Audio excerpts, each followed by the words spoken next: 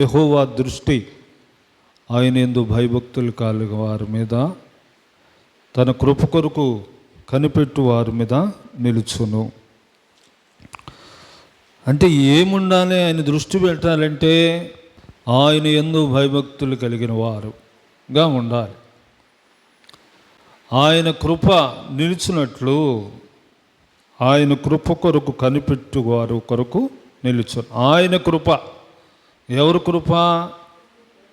దేవుని కృప. కృప కొరకు కనిపెట్టు వారి మీద నిలుచుచున్నది. ఈ మధ్యాహ్న కాలపు వేళలో ఆయన దృష్టి ఉంచాలి నీ మీద. ఏముండాలి నీకు? భయభక్తులు ఉండాలి. ఏముండాలి? నువ్వు మీద ఆయన దృష్టి ఉండాలంటే నీకు ఏముండాలి? భయం ఉండాలి, భక్తి ఉండాలి. ఆయన మన మీద దృష్టి ఉంచాలంటే మనకు భయం ఉండాలి, భక్తి ఉండాలి. భయం అంటే భక్తి ఒకటి ఉండి ఒకటి లేకపోయినా ప్రయోజనం లేదు. ఉందా? నేను ఒక వారం రోజులు ఫాస్టింగ్ ఉన్నాను అనుకోండి, ఉదాహరణకి రోజు ఒక్క పూటే తిందాం అనుకున్నాను అనుకోండి. ఆ నియమం ఏంటి? నేను నియమం తీసుకున్న నియమం దేవునితోనా మనుషునితోనా? మాట్లాడండి. దేవునితో అందరూ మాట్లాడచ్చు.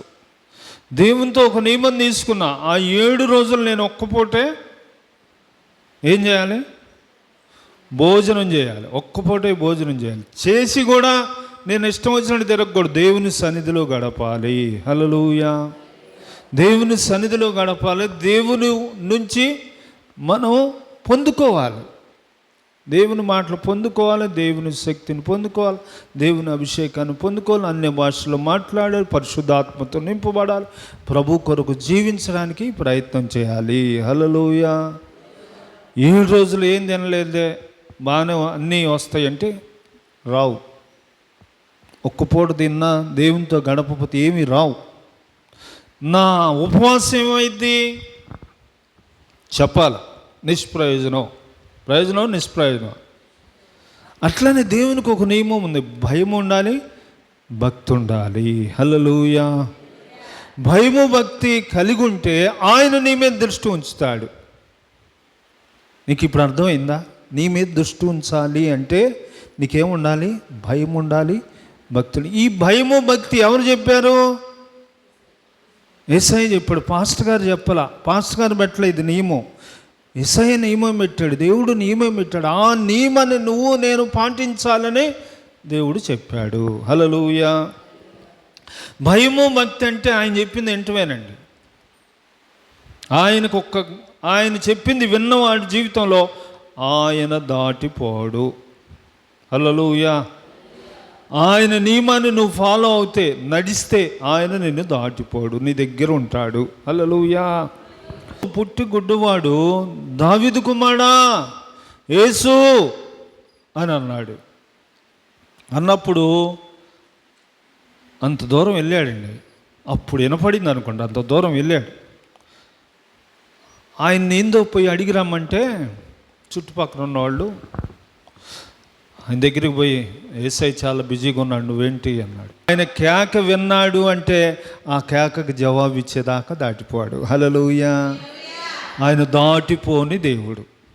ఆయన ఏమైన వాడు? దాటిపోని దేవుడు. ఎప్పుడైతే ఆ కేక విన్నాడో ఆ కేకను బట్టి ఆయన అతని దగ్గరికి వెళ్ళాడు. ఎవరి దగ్గరికి వెళ్ళాడు? గుడ్డివాని దగ్గరికి వెళ్ళాడు. ఎందుకు వెళ్ళాడు? పిలిచాడు కదండి ఆయన దగ్గరికి. కేకేసినప్పుడు ఆయన అక్కడ లేడండి. ఆయన ఆ స్థలాన్ని విడిచి ఆ స్థలానికి వెళ్ళాడు. హల్లెలూయా. నువ్వు పిలిస్తే నీ దగ్గరకు వచ్చేవాడు ఆయన. ఆయన సమస్య ఏంటి? పుట్టుక నుంచి గుడ్డివాడి కళ్ళు ఏమైనా కనపడతాయా? గుడ్డివాడే దేవుడు ఆ ప్రాంతంలో సంచరిస్తుంటే ఆయన పిలిచాడండి. ఆయన పిలిస్తే ఆయన దాటిపోకుండా ఆయన కళ్ళు ముట్టి స్వస్థత ఇచ్చాడు. దాటిపోని దేవుడు. హల్లెలూయా. నువ్వు పిలిచినా కూడా దాటిపోడు. అది నేను చెప్పేది. మీరెవరన్నా కానీ ఇక్కడ లోకంలో నిన్ను ఎవరు గుర్తించకపోయినా నిన్నెవరు పట్టించుకోకపోయినా నీ మాటని ఏంది వీళ్ళ మాట అనేది అన్న తృణీకరించిన ఆయన నువ్వు పిలిస్తే పలికే దేవుడు. ఆయన పిలవాలి అనే ఆలోచన నీకు కలగాలండి. ఈ మధ్యాహ్న కాలపు వేళలో ఆయన దృష్టి పెట్టాలంటే దేవుని యందు యెహోవా యందు భయభక్తులు కలిగి ఉండాలి. ఆయన కృప కొరకు ఏం కావాలి? కృప కొరకు కనిపెట్టు వారి మీద నిలిచి ఉన్నది. ఆయన కృప కొరకు కనిపెట్టాలి. ఏం కావాలి నీకు? కృప. ఏం కావాలా? కృప. కృప ఎక్కడ వస్తుంది? మనుషులు మన మీద ఎప్పుడైనా కృప చూపెడతారా? అమ్మ ఒక సాక్ష్యం చెప్పింది, దేవుడు చేస్తే సాక్ష్యం చెప్తాను, దేవుడు చేశాడు సాక్ష్యం చెప్పింది, అంతే. హల్లెలూయా. దేవుని వైపు చూసిన వారికి దేవుడు సహాయం చేయకుండా ఉండలేదు. హల్లెలూయా చెప్పండి. హల్లెలూయా. ఆయనకు యెహోవా ఆయన కృప కొరకు కనిపెట్టి వారి మీద నిల్చుద్ది. 2 మాటలు, భయము భక్తి. అబ్రహాం గారికి ఒక కుమారుని ఇచ్చాడు. లేక 100 సంవత్సరాలప్పుడు దేవుడు ఒక బిడ్డని ఇచ్చాడు, ఇస్సాకు. ఆయన పేరు ఇస్సాకు. హల్లెలూయా. ఇస్సాకు అనగా నవ్వులోడు. ఎట్లాంటోడు? నవ్వులోడు. నవ్వుతూ ఉండే బిడ్డని దేవుడు ఇచ్చాడు. ఆ బిడ్డని ఇచ్చిన తర్వాత దేవుడు అన్నాడు, ఇస్సాకుని నాకు బలి అన్నాడు. చూసారా మీరు ఎంత బాధపడిపోయారు? ఇస్సాకుని దేవుడు ఏమన్నాడు? బలి అన్నాడు. అది కొంచెం కష్టమేనా? ఇష్టమేనా? కష్టమే కదండి. కానీ కష్టమైన దేవుని మాట దేవుడు చెప్పాడు గనక మోరియా పర్వతం మీదకి ఒక గాడిద మీద కట్టెలు పేర్చి పనివారిని తీసుకొని పర్వతం మీదకి ఎక్కాడు. ఎవరు ఎక్కింది? అబ్రహాం గారు. ఎవరండి? అబ్రహాం గారు. ఎవరిని తీసుకుని వెళ్ళాడు? పనివారిని, ఇస్సాకును తీసుకెళ్ళాడు. ఎవరు చెప్తే వెళ్ళాడు? దేవుడు చెప్తే వెళ్ళాడు. దేవుడు ఏం చెప్పాడు? నీ కుమారుడిని నాకు బలి ఇయ్యి. హల్లెలూయా. బలి ఇయ్యి. ఏందయ్యా ఈక కుమారుని ఇచ్చావు, ఏమన్నా బాగుందా అని మరు మాట్లాడ. ఇంట్లో తన భార్యకు కూడా చెప్పి ఉండడు. బైబిల్లో ఆ మాటలు ఇదే ఆమెకు చెప్పి ఉండడని నేను నమ్ముతా, నేను విశ్వసిస్తా. కొంచెం ఆడవాళ్ళు ప్రేమ ఎక్కువ కదా ఏండి, ప్రేమ ఎక్కువ కదా. ఈకీకి పిల్లోడిని ఇస్తే నువ్వు దేవుడు చెప్పాడు, అది దేవుడి స్వరమా కాదా, లేనిపోయింది పిల్లోడిని అట్టిస్తావు తీసుకెళ్తావు అని అంటదని చెప్పుండడు. తీసుకొని మోరియా పర్వతం మీదకి గాడిద మీద కట్టెలను పేర్చి పర్వతం మీద తీసుకెళ్ళాడండి. కట్టెలు పేర్చాడు. అబ్రహాం గారు, ఇస్సాక్ గారు, పనివారు, గాడిద, కట్టెలు ఇవి ఉన్నాయి. మోరియా పర్వతం మీద కొడుకు అనుకుంటున్నాడు, బలి ఇయ్యాలంటే గొర్రె పిల్లేదు నానా అంటున్నాడు. పిల్లలు కొంచెం తెలియగానే మాట్లాడతారుగా ఏండి.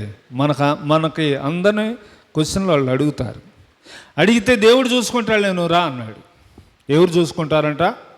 దేవుడు చూసుకుంటాడు నువ్వు రా అన్నాడు. అబ్బాయి నిన్నే బలేస్తా అని చెప్పలా, దేవుడు చూసుకుంటాడు నువ్వు రా అన్నాడు. అన్నప్పుడు మౌనంగా ఆయన మాట విని కొడుకు వెళ్ళిపోయాడండి. హల్లెలూయా.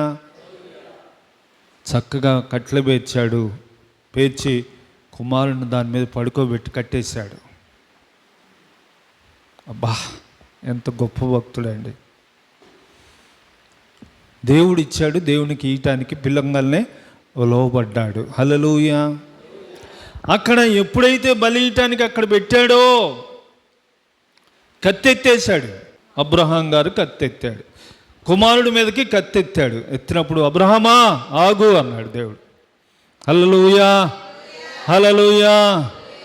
ఇందును బట్టి నువ్వు నాకు భయము కలిగిన వాడుగా నాకు అర్థమైంది. అక్కడ పొట్టేలుంది, దాన్ని తీసుకొచ్చి బలి అర్పించు అన్నాడు. హల్లెలూయా. దేవుడు చెప్పింది ఏది చేసినా నీకు మేలే జరుగుద్ది కానీ కీడు జరగదు. జరిగిద్దా? నా మీద ప్రేమ, కొడుకు మీద ప్రేమ. ఇప్పుడు ఒక పరీక్ష జరిగింది అక్కడ, అంతేనా? కాదండి. దేవుని మీద ప్రేమ, ఆయనకి కొడుకు మీద ప్రేమ.